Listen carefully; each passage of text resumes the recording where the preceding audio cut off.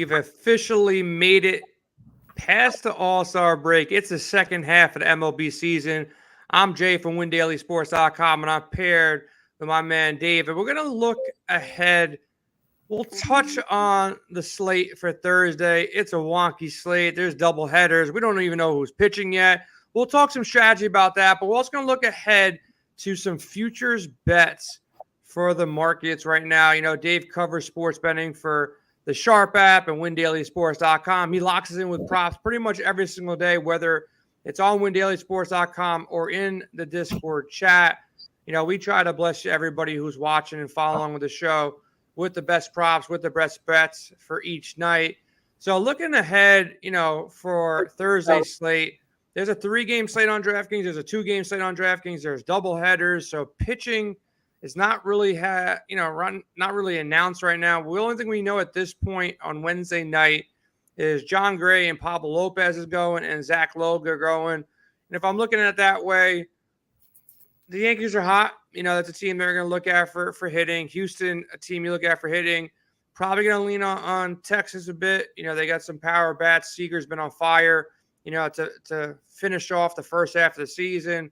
But what I really want to dive into right now with Dave is, you know, these bets for futures, man. We're in the second half of the year right now, so I'm going to pop open DraftKings real quick, and we're going to look at some interesting bets that we kind of like for, you know, the rest of the season here. So as I'm scrolling through here, you know, Dave, I hate to say this, man. I really do, but what's your thoughts potentially fading your Phillies to make the playoffs? You think they're a team that are going to make the playoffs, or you think they're a team that are going to be, you know, on the wrong side looking in? Right now, it's close to, you know, even, you know, an even split here. Minus 115, they make the playoffs. Minus 105, they don't make the playoffs. What's your thoughts here right out of the gate? Yeah, great. Just pull them right up, the Phillies, and make me walk out on the ledge, but I'm ready. One of the bets, you know, when you're looking at making the playoffs, think about the odds here as in, can this team win the division and or can they make the wild card? So when you're looking at the Phillies, they can really only make the wild card. They're too far back in the division, have to leapfrog two very strong teams in the Mets and Braves. So when you look at that value of yes minus 115 to just make one of those 3 wild cards, I think you're actually getting some really good value there. They've come into the first half of the season. We'll call it half. I know it was 92 games when we hit the break here, but they played the 6th hardest schedule. They have a lot of cupcakes per se coming out, get some games against the NL Central with the Cubs and Pirates, have a lot stacked left against the Nationals and Marlins.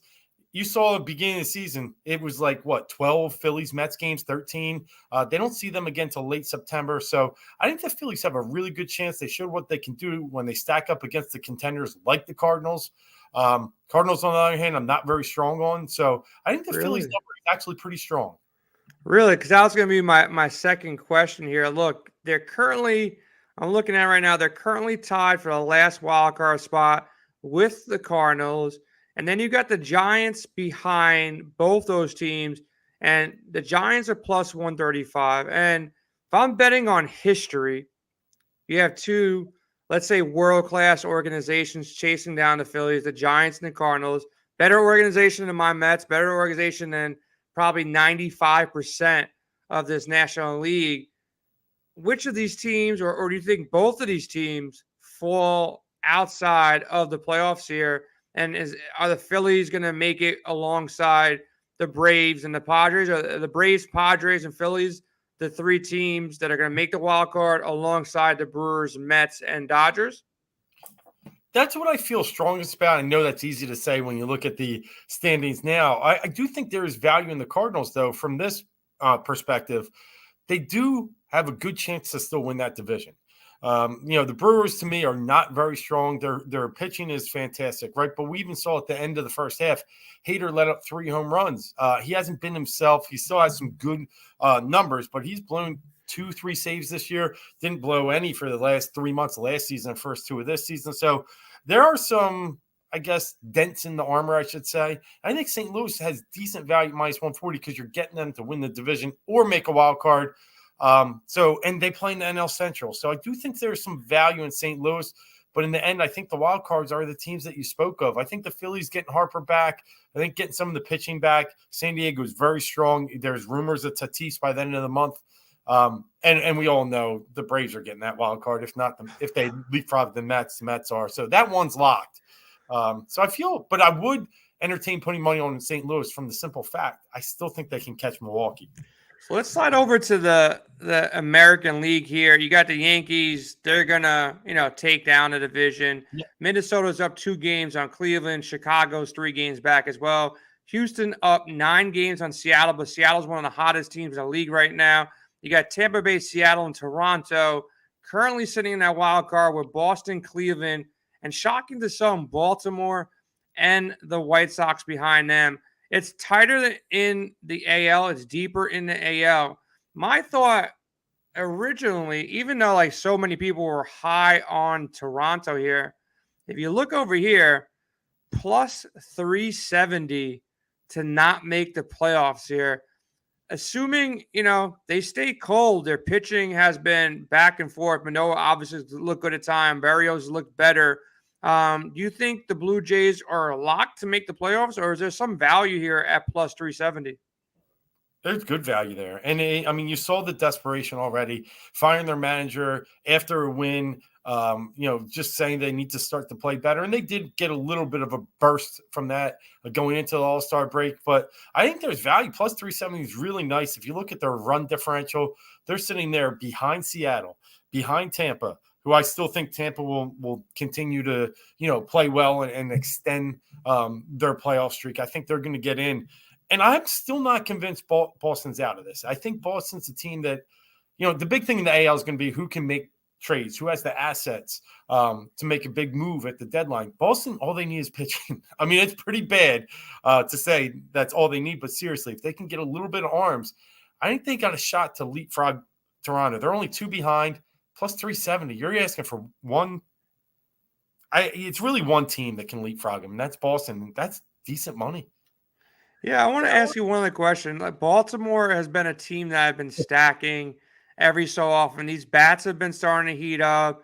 Like I said, shocking to some. They're a 500 ball club, 46-46 going into break. Same as the White Sox. They're 3.5 games behind.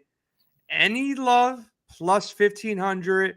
Not only do you get the plus 1,500, but you get to hold that ticket up and feel real special that you called out Baltimore to make the playoffs. They would have to jump, Toronto, potentially Seattle. Look, Seattle came out of nowhere. Yeah. If they didn't do what they did late, they would be, not in this discussion potentially. They won, 14 games in a row here. Yes. So any love? Plus 1,500. Baltimore, young kids. They're playing together. Pitching is suspect, but their hitting is legit. They're in a tough division, though. Like, that's what I was thinking, that the Phillies don't make the playoffs, to be honest with you, because you're going to have some games against the Mets. You're going to have some games against the Braves. Marlins still playing tough. Baltimore on that same side of things. Like, I haven't looked at their entire schedule, but I'm assuming they're going to be playing Tampa, New York, and Boston a lot. So that's what worries me there. But 1,500, any thoughts, any love for it?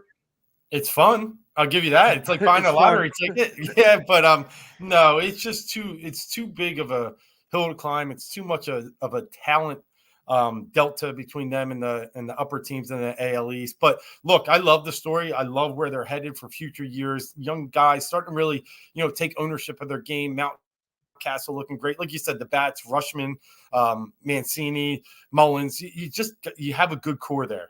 But in the end, I just can't see that happening. They've had a streak here where they've been able and fortunate to play some teams like Chicago, that is the Cubs, and others to kind of boost their win streak. But you're right. When they get into the trenches with these other teams, pitching's just not there. The one thing the Orioles do have is their bullpen's okay. When I say okay, it's top 10. But if your starters are letting up 4 or 5, you know what baseball is come September, October. It becomes a shortened game, less runs scored. I just don't think the Orioles have the plethora of arms the other teams do. So let's switch over to some of the, fun stats, fun little bets they can possibly make. Aaron Judge currently leading, the home run leader right now. Does he hold on? Does Schwarber catch him? Does, Alvarez is currently on the DL right now. We're not sure exactly when he comes back. Alonso, Riley, Stanton, Vlad might heat up. Buxton can heat up. Anybody can take out Aaron Judge here, or you have a wild card that you think might be able to go in there and catch, one of these top guys.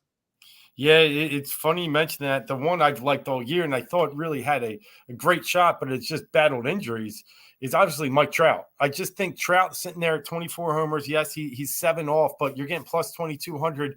The question is going to be, does he play if the Angels start to fade? And I still think Mike Trout plays with pride, plays with heart. He's not just going to pack it in if he's healthy enough. He might get some cheap pitches late in the season. I think there's value at Trout 2,200. I would not bet Judge. I know I love it.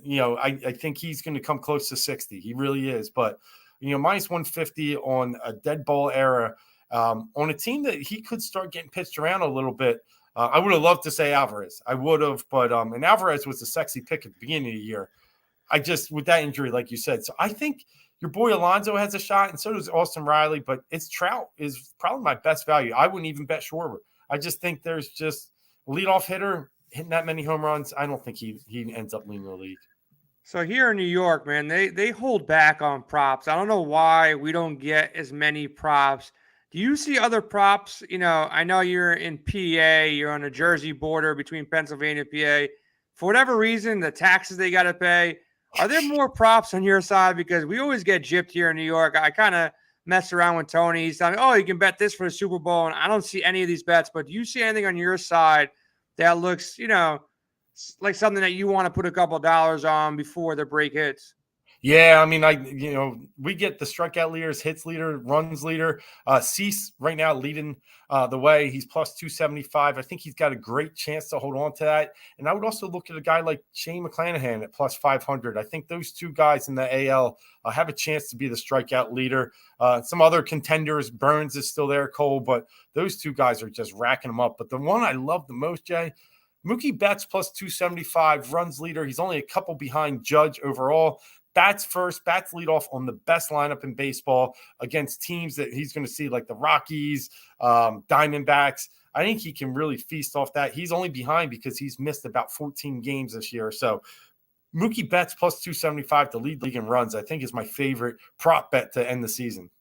I'm just upset that I can't see any of these bets, man. Like it's really, in New York, it's just this board. This looks so boring to me. I don't know why they don't allow it, what the deal is, but real quick, before we head out, man, American League, National League, who takes it down when it's all said and done? Do the Yankees hold up? Do the Astros have enough to compete with them? Is there a wild card team like the Blue Jays, the Rays, Red Sox? I don't know if I can even say the Twins because they haven't won a playoff game ever. And especially if it's in New York. Yeah. What team do you think comes out of the AL here? I do think it's Houston, and that's just no hate to the Pinstripes. I just think Houston is the more well-rounded team. When you can go into a playoff series and really have arms like they do, Verlander looks like everything he was 10 years ago, and maybe even more smarter pitcher now. Him and Cole would be a fantastic matchup. But then do you trust a guy like Cortez, who was really on the fringe of fifth starter, turned into all-star, Taillon? There's guys up and down that I'm not sure I really trust when you go to number 2, number 3. That's why New York really has to trade for someone, in my opinion. Luis Castillo from the Reds is one name we're hearing, but I think Houston's just a little bit deeper, a little bit better. I'll take Houston, a little bit more experience too, to say it, and they're not banging on cans anymore. So, Dave, make me feel good. Tell me the Mets are finally going to make it to the World Series here. Lie to me first and tell me why they are, and then tell me the truth and tell me who you think is going to make the World Series for the National League. Put it this way. I think it's Mets and Braves in the NL, battling for the World Series. It's not that I don't like the Dodgers. Again, another team that's very deep. But it's the Dodgers, and the only year they won is when nobody was in the fans, right? So it's a team that I think just has a ton of pressure, obviously, with the salaries they pay. But then you look at a team, if Buehler doesn't come back, are they really going to rely on Gonsolin as their number 2 starter going into the playoffs, the guy that just lost the All-Star game for him?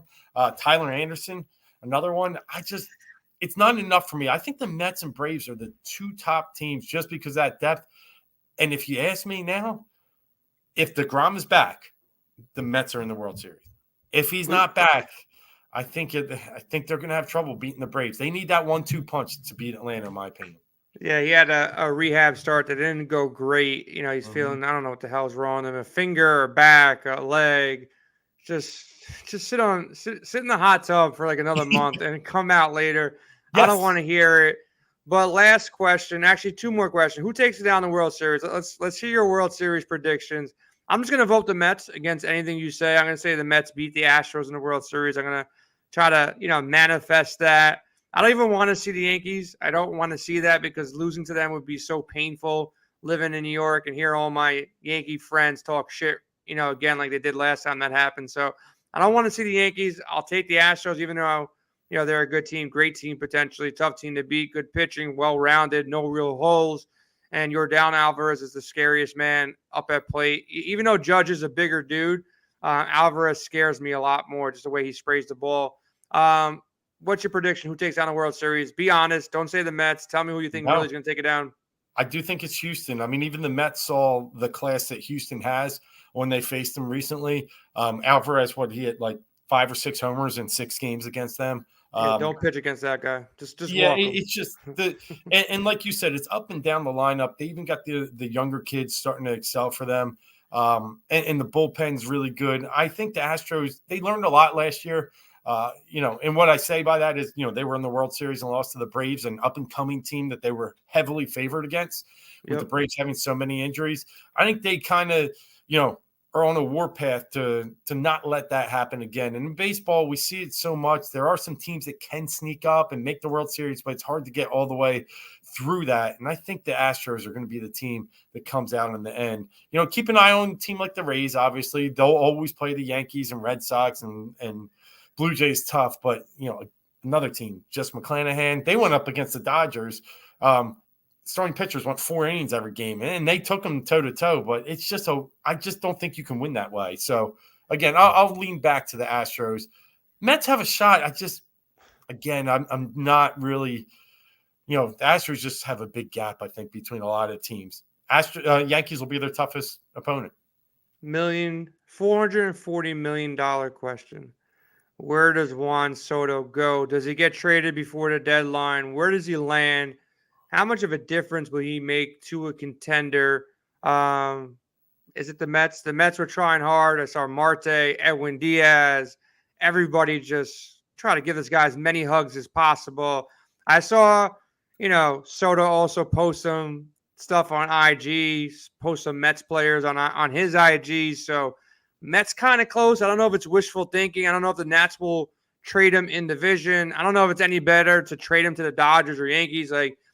This whole in division stuff, it's like, if you're going to trade him to the Dodgers get better. And can you really beat the Dodgers if you trade everybody you have to them every single time? So it's like, you already blessed them last year with Scherzer and Trey. It's our turn to get him. If he goes to the Yankees, just completely not fair. You already got Babe Ruth, aka Matt Carpenter, on your team. Like, you don't need it. You don't need another guy at this point. You need a pitcher. Go get a pitcher. Have fun. Go get a replacement for Tyon or somebody in that bottom half, the bottom 5 of your rotation. You have enough bats. You have enough outfielders. The Gallo thing didn't work out for you, but you shouldn't just be able to all right, Gallo's out. Let's go with Juan Soto. That outfield would just be ridiculous. It's the most. They're always it just doesn't make sense to me. I'll be boycotting baseball if the Yankees get Juan Soto here. But where do you think he does land? Yeah, that's so interesting that he came out and kind of pretty much put his foot in the ground, and then Washington leaks it out and says he rejects this huge deal. And I think we're at a point that it's just torn. The relationship's torn. We've seen this with Boris down in Washington. He does get traded. Does he get traded this year? I'd say it's 50-50. That's a lot to pull off for a megastar. A guy that they were comparing to like Ted Williams, some of the numbers he's putting up. A guy that comes around once in a generation, per se, potentially. That's tough to pull off in this short of a time frame, and off season makes a lot more sense to me. But a team looking to win the World Series may pay up a little bit more now than they would in the off season if they're that close. And so I'm going to lean yes. He does get traded by the deadline, and I actually am leaning the Yankees, and I hate it. I hate it as much as you. But here's the thing: their farm system. I mean, Jason Dominguez gets what? All-Star, future stars MVP. They got talent through that farm system. And when you think about all the things they do and the moves they make, they're just a world-class organization. I think if they want to pay up, Judge is gone. We can admit if this happens, Judge is gone. They're not going to be able to have both. But I think they'd rather have the 23-year-old. To that point, right? To that point, I think, and this is me being brutally honest. To that point, I think the Yankees can't make that move. Not because you don't want to bring Soto over, but like if I'm Aaron Judge at that point, I'm pissed off.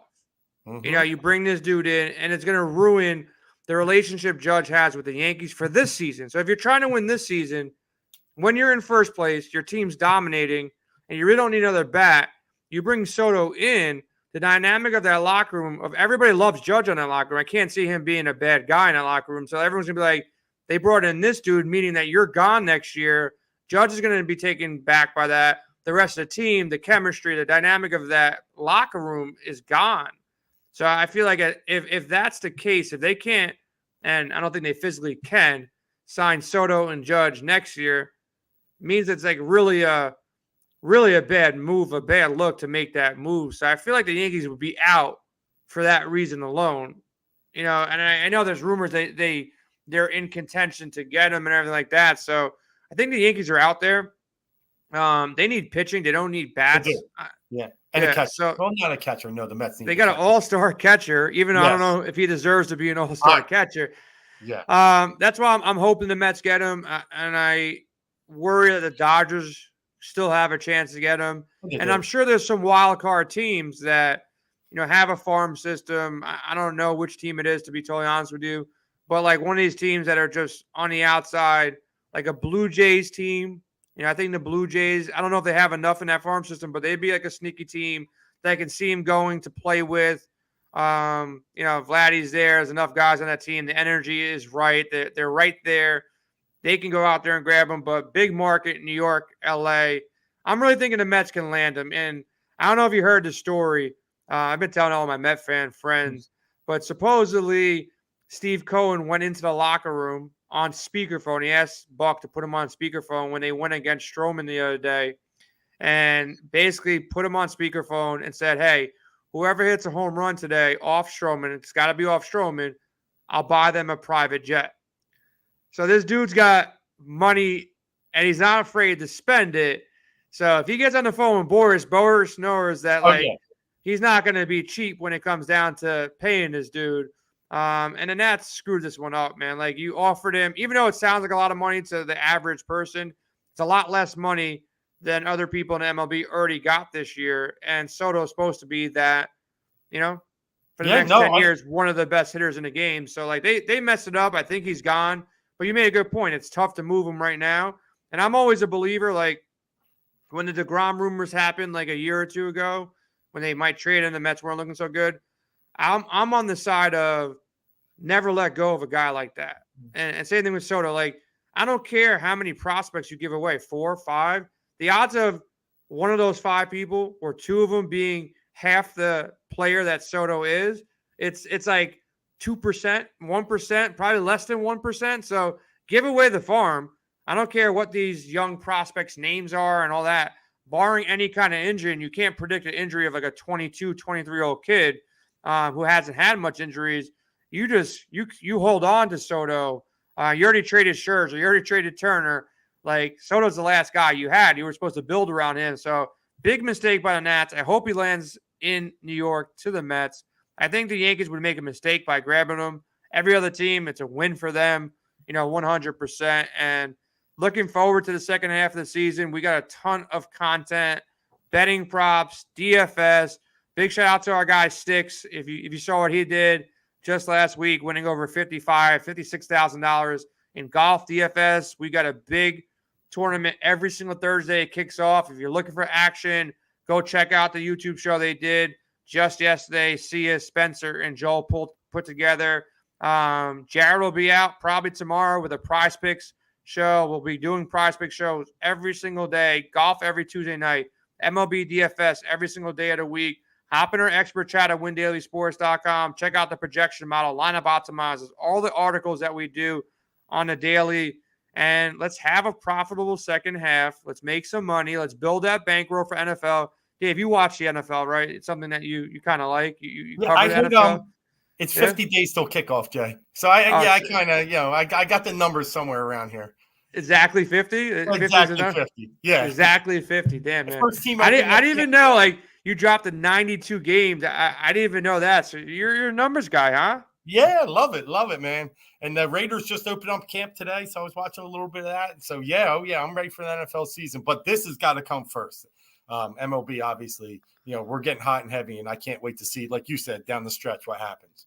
Yeah, man. So we'll be doing a lot of NFL drafts coming up, season-long predictions, all that kind of good stuff.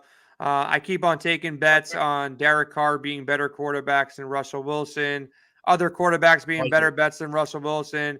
Tony, Sia, everybody's getting on me, taking bets against me. So we'll see how that plays out. Someone gave me a bad grade on my NFL draft so far, so feeling good about that. Yeah, you're going to win. Yep. Love the haters. That's always a good thing when you tell me I did a bad draft. You always have a bad sign when you go into ESPN or Yahoo and you get like an A+. Like, you're definitely losing that draft. So love the hate.